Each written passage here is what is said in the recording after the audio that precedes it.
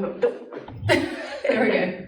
Okay, so types of propagation, we have asexual, sexual, and the most common types are going to be your stem cuttings, division, separation, and seed germination. So what is asexual propagation? That involves anything that doesn't involve growing from a seed, basically. So that would involve anything like taking cuttings from the roots, the stems, the leaves. That involves air layering, division of like your bulb plants, and grafting, which is a little bit more advanced. So that would, if you're looking for a challenge in plant propagation, that's the one to go with. And sexual propagation, of course, would involve seed formation. So when a plant makes a seed, you plant that seed and it makes a new plant. So everything about propagation is about making more plants. And like I said, the most common types that gardeners use is stem cuttings, dividing your bulbs, separating things, and of course seed germination, which is my favorite. Okay, these are some plants that are pretty easy to grow from seed. They're easy to grow from seed too, but they're easy to root from stem cuttings. Some annuals that are super easy are coleus, sweet potato vine, begonia, impatiens, geranium, dusty miller, rose moss, salvia, nasturtiums, and terrenia. And terrenia is a super plant, and it's easy to grow from seed, and it's easy to root from cuttings, which I discovered and I thought that was really cool. So there's different ways to grow different plants. Some perennials that are easy to root would be chrysanthemum, buddleia, blue salvia, hibiscus, lantana, verbena, and gaura. Let's see what we have. We have lantana here, and we have the hydrangeas, and this is coleus. Some trees and shrubs and woody vines that are pretty easy to root are hydrangeas, angel's trumpet, lilac chase tree, willow, beautyberry, fig, pear, blackberry, blueberry, and passion vine. I have rooted passion vine. It was a little tricky, but it's doable. And definitely hydrangea. If you're going to try to take any stem cuttings of any shrubs in your yard, I would start with hydrangea. It's definitely the easiest one. Okay, just some more examples of stuff that's easy to root. Vegetable-wise, it would be tomatoes and sweet potatoes. If you're cutting the suckers off your tomatoes, stick that in some water, make a whole new plant. Sweet potato vines, of course, are really easy to root. Some herbs that are pretty easy, we have rosemary, basil, mint, stevia, lavender, and sage. I would challenge that pretty much anything in your herb garden would be easy to root. Probably easy to root and to grow from seed. I've successfully rooted, I know, rosemary and basil. Yeah, and I haven't tried stevia, but I would be willing to bet it'd be pretty easy to root too. And some house plants that are easy to root from cuttings would be pothos, croton, purple heart, wandering Jew, arrowhead, and philodendrons. And this group, the easiest I definitely know would be the pothos. That's just your typical house plant that everybody has. It's already got roots started on the node, so you just stick that in water and it takes off. So, and purple heart too would be an easy one. Okay, so just taking a basic stem cutting, the best source for a basic stem cutting would be anything that is like actively growing, it's fleshy, it's herbaceous, like when things are starting to leaf out right now. So everything has just got fresh new growth, it's ready to go. This and into the next coming months would be the best time to have the most success with your stem cuttings. So that's what we call herbaceous plants, herbaceous growth. Other types of cuttings that you could take would be, that are more challenging, but they also will root. Softwood cuttings, those are the ones that you would take anywhere from May through July. And so that's when you would take like your hydrangea and anything like that. You would take cuttings of that during those months. And so another example would be the semi-hardwood cuttings, and you would take those from July through early fall. And so that's when you would root like your azaleas and anything like an azalea. Is that like camellia in that one? Anything like in that group, like your evergreen flowering shrubs. So camellia, azalea, things like that. And hardwood cuttings, you would take those when they're dormant. So I would take, if you want to, like that would be your deciduous shrubs, like forsythia as an example. Forsythia can be rooted during dormancy. And forsythia can also be rooted from seed. and I was just experimenting, trying something. And my grandma has a forsythia shrub in her yard, and I noticed it had some seeds on. I was like, oh, okay, let me try, let me see what happens here. And within a year's time, it grew from seed and was ready to plant into the yard. So that was kind of surprising, because mostly shrubs are pretty, we don't grow those from seed. We take cuttings of those, but I was really surprised, and that was really a fun experiment to do. So again, we take, for the best success and to get your cuttings to root the fastest, you would do the herbaceous cuttings. Excuse me. The other ones, the softwood and the semi-hardwood and hardwood cuttings, they'll root, but it'll just take a little bit longer. So if you're going to take a cutting, always take it from, well, if it's the herbaceous, take it from actively growing stem, like the end of the stem, and cut about a 6-inch piece, and that would be a sufficient amount of plant material to take a cutting from. And you can also use rooting hormone. It's not necessary, but it increases your odds. It's just an added insurance to make sure that that cutting takes off for you. I have listed some examples that it's absolutely not necessary, like coleus, lilac chase tree, tomatoes. They don't need that extra help. It's like it's just dying to make roots, so I wouldn't waste any of your hormone on that. So these are the steps that you would take to take a basic stem cutting. And I brought some examples, so some visual aids. We have to make a little mess on the floor here, but I'll clean it up. So we'll go through these steps and I'll show y'all exactly. So you want to start with like a good, healthy cutting. This one's a little long, but I want to make sure I have enough to work with to show y'all. This is some bee balm. Smells really good. And anything with a square stem will typically root easy. Square stem stuff is in the mint family. This is Monarda bee balm. And in my experience, anything in the mint family with the square, not everything with the square stem is in the mint family, but most of the time it is. But that kind of stuff just roots easy. I don't know what the rule is on that, but it does. So you want to start with some good, clean pruners. I can't promise how clean these are, but they'll do the job. So you want to cut, let's see, we might get 2 cuttings out of this one. So I'm going to cut right there. And since the inner nodes, the spaces between nodes are so long, I'm going to put 1 node below ground, below the soil level. Normally, if the inner nodes are short, you want to put at least 2 nodes below the soil level. But this one we know is going to root good, right? Because it's a square stem. So, does the camera follow me? Yes. Okay. All right, so we've got that lower node exposed. Then what you want to do is pinch out, I'm just going to use my fingernails, pinch out that terminal. And the reason why we're going to cut out that terminal is because usually the stem tip is where flowers come out, where seeds and fruit production come out. So we want to encourage lateral buds to grow, and we want to encourage roots to form. So when you take out that terminal, all the energy is going into lateral shoot formation and root formation. So you want to remove energy going to any source that is not desirable for this. So this, and since the leaf area is so small, we're not really going to need to cut. If it's big leaf like a hydrangea, you want to cut that leaf area in half. You need some leaves to gather energy, but you don't need all that much. So this is ready to go in the soil. And we're going to just demonstrate with the rooting hormone. This one probably doesn't need it, but it won't hurt either. So you just dip it in there and expose that wound, basically, to some hormone. And just tap off the excess. Make sure you have some good potting soil. And make sure it's good and moist. Just fill up a good little pot with some really nice potting soil and water that in. And then you just stick it in the soil and then tamp it in. Make sure it's got a good seal around it. And that's that. That's how you take a basic cutting. And see, since that cutting was such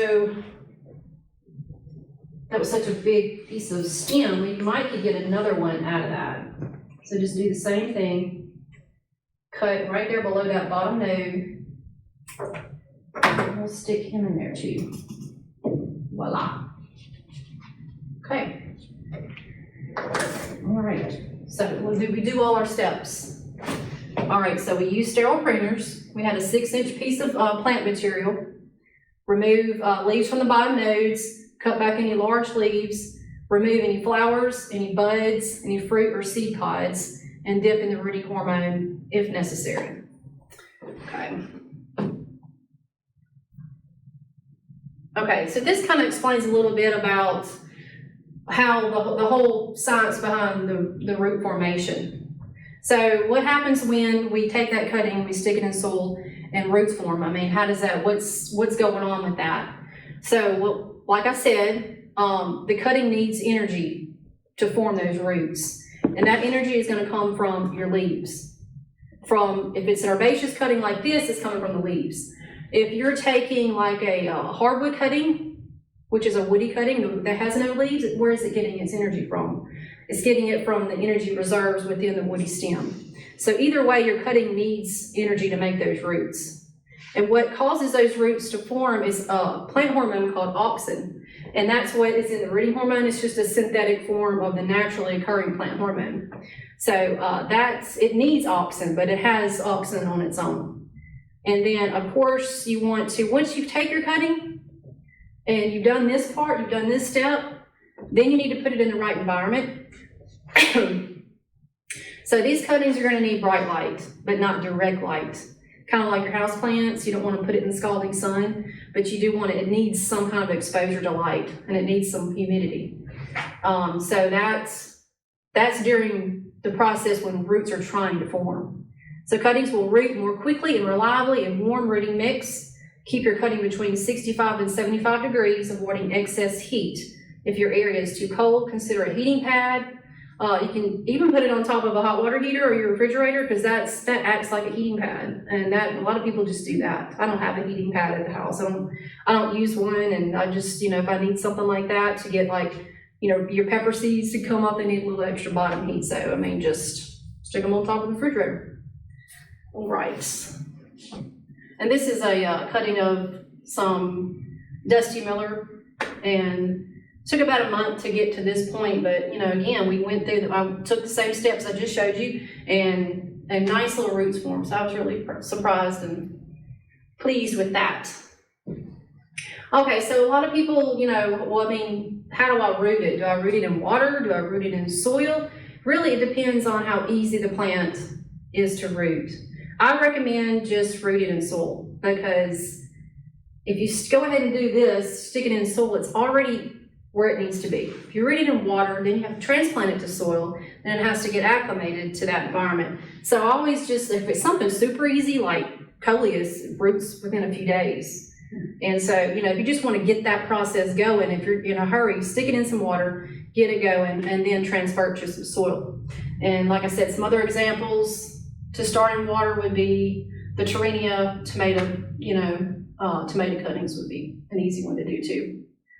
And so the reasons why you would want to start in water, like I said, something that's easy to root, it'll happen really quick for you. And if you just want to experiment and find out what roots, you got something growing in your yard, I wonder if this will root in water. Just take a little cutting and see what happens. I like to try that myself sometimes. And so, pretty much everything else you'd want to start in soil. And some that would probably only root in soil, like your woody perennials like rosemary would probably only root in soil. And Gara too. Gara rooted for me in water, which I was kind of surprised, but I think it may have already had, I think I pulled that piece out of some soil. I think that's what was really going on. And so other things that you could do for rooting would be some rooting chambers. And propagation tents. I thought I had a picture of the propagation tent, but it may be in a different slide. But the next slide is going to talk about what the rooting chamber is. And so this is from Dr. Joe Willis. He's a horticulture agent in the New Orleans area. And I pulled this from one of their newsletters. And he also has a YouTube video on this, which is really cool. And it shows you the whole process of how to make a rooting chamber. It's really easy. I've never made one, but I I probably need to, because you can like fill this little box up with like all different kinds of things and root a bunch of stuff at one time. And so what he does is, he just gets one of those plastic totes with the top, a clear one, of course, and he just fills it, the shallow bottom of it, with some good potting mix. I think he makes his own, but you could just go get some Miracle Grow potting soil, would be fine. And of course, you got to drill some holes in the bottom to make sure everything drains. If it's just sitting in water, it's not going to root. So that's the basic gist of it. He's basically creating a little greenhouse environment, and so it holds humidity in it, and it needs humidity. It needs to stay warm to get root formation to start. So I encourage y'all to try this if you're really into plant propagation and experimenting with stuff and see what happens for you. But this would be a really cool thing to have, and good for kids to get involved and see the whole process. And once it starts rooting, you'll be able to see the roots through the clear box. So that would be Marcy, really. can't you just, I've seen things lately, people just use Rubbermaid or something from the dollar store. You don't Nothing. have to have fancy equipment. You do not have to have. And you can get something pretty good size, cheap. Yeah. Oh, definitely. You can watch it. This would be a really cheap project. I mean, how much does one of these boxes cost? $6, and that's not one of the bigger ones. Maybe 10 at the most. And then your potting soil, which we usually have that on hand, and then you just go out in the yard and take some cuttings. So this would be a cheap little, and then you just use it every year. It's done. You do that part, it's done for you.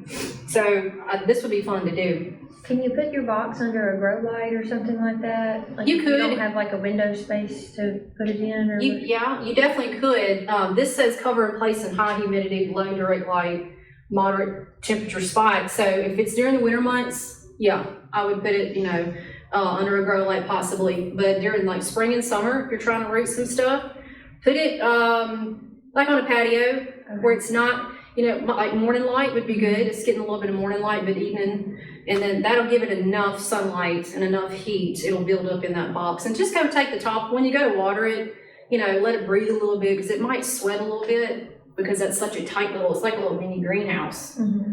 So it would need to breathe every once in a while. All right, so once you have rooted your cuttings, once you've taken your cuttings, then what do we need to do to ensure that we get these cuttings to root? So we definitely want to make sure that the soil stays moist and warm. Keep it in a shady spot, but it's still, like I said, it's getting that humidity, it's getting a little bit of indirect light. Like on a patio, that'd be a great place, on your carport, like the edge of your carport, or bottom shelf of a little greenhouse. I have one of these cheap little Amazon, I think I got it off, I can't remember if I got it off Amazon, but anyway, online somewhere, but it less than $100, and it's a great place to grow seeds, to put your cuttings. It's great, I love it, it's a wonderful little investment. And of course, watch for any kind of, disease formation, any kind of mold formation on the soil level, and the cutting, it won't always be successful, but always take multiple cuttings. So if you're taking some coleus, you're trimming your coleuses back or your salvias back, take several cuttings and don't just throw those away, put them in a rooting chamber. Okay, so once your cutting has rooted, then what? When can we plant this? When can we enjoy this in our landscape? So wait until it has full roots are formed. It has a good, healthy root system, and it's almost like its own plant. So that's a good time and watch for any kind of new growth. So remember, we cut the terminal out. Watch for any lateral growth coming out and good root formation. And then, you don't want to just directly plant it in the yard. You want to kind of acclimate it a little bit. It needs to get used to its new environment. So if you've had it on your patio or in your greenhouse and it's ready to plant, bring it out for about a week to where it's going to get planted, kind of harden it off and get used to its new environment. So these pictures depict, this is a hydrangea that we have at the research station, and I took a cutting and this rooted in water. I was just sticking it in a cup of water because I didn't have time to pot it up, but from June to July, it was ready to plant. It's not a very good picture, but it is right here in my flower bed, so it doesn't take long. All right, y'all, that's all I have. I have any questions? Good deal. Have y'all ever had any luck taking cuttings in your yard, or found any surprises with something you took a cutting of and like, oh, I didn't know that would root so easy? I've never really had a good place to keep my cuttings. Yeah. So that's kind of my holdback. I'm doing a little bit now on my French doors on my back of my kitchen. Yeah. I got a table where I'm watching and sticking some stuff in, but Yeah. I'm really just now starting it. I've done, a time or two in the past, but It's fun. nothing consistent. Well, I'm cheap, so I like to try to make more plants, and plants are expensive. I love going to the nursery and buying plants because there's always something new, and it's like, oh my gosh, I love that. But if you got something in your yard, and it's good to take cuttings and make new plants and give to your friends. You can plant them at work or at church, or Well, it's rewarding. It is. It works. and it's free plants. So I mean, and it's not as hard as people think. It's really not. It's fun. It's really rewarding, like you said, and growing from seed is too. So if I do another, propagation talk, I'll probably do it on seed propagation. So it was too much for one talk. So I've never tried to do any of like bigger plants. I've done like begonias and ivies, and like yeah, we did do some rows of Sharons. yeah, oh yeah. About half of them took off and half of them didn't. There you go. But now I'm learning that I think we did that at the wrong time of the year. Yeah. Mhm. Well, those, like the new growth in the spring and summer, that would root, but I bet you it would do. We took them in the fall. Yeah. And about half of them lived. But, Yeah. I mean, we might have had more success if we had actually done it during the right time. Yeah. No, I mean, well, sometimes you take them when you can. Mhm. Those old-fashioned plants, they're really light to, they're easier. Well, they're pass-along plants, really. I mean, Yeah. And those are my favorite kind. The ones that just keep on going. Yeah. Good deal. Thank y'all so much.